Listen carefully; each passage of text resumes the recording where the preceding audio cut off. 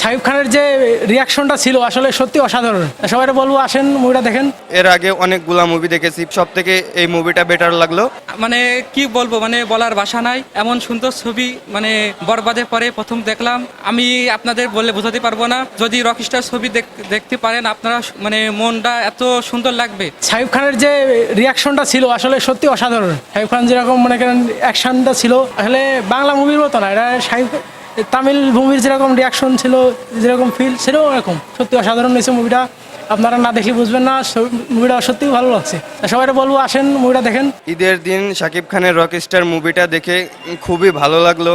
এর আগে অনেকগুলা মুভি দেখেছি, প্রিন্স মুভি দেখেছি, অনেকগুলা মুভি দেখেছি, অনেকগুলার থেকে সব থেকে এই মুভিটা বেটার লাগলো। মানে কি বলবো, মানে বলার ভাষা নাই, এমন সুন্দর ছবি মানে বরবাদের পরে প্রথম দেখলাম। খুবই ভালো লাগছে, আমরা খুবই আনন্দিত। সাকিব খান যেন মুভি যেন আমাদের মাঝে উপহার দেয়, আমি আপনাদের বলে বোঝাতে পারবো না। যদি রকস্টার ছবি দেখতে পারেন আপনারা, মানে মনটা এত সুন্দর লাগবে। খুবই সুন্দর, খুবই ভালো। এর আগে যে ঈদে গেছে শাকিব খানের যে ছবিগুলো গেছে, তার মধ্যে এটির ধারা সম্পূর্ণ আলাদা।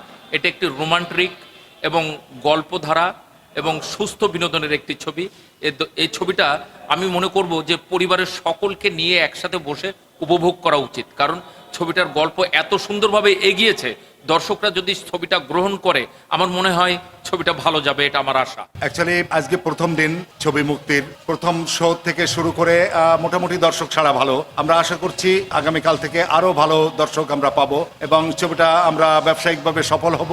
আজকের সেল আমরা আশানুরূপভাবে পেয়েছি।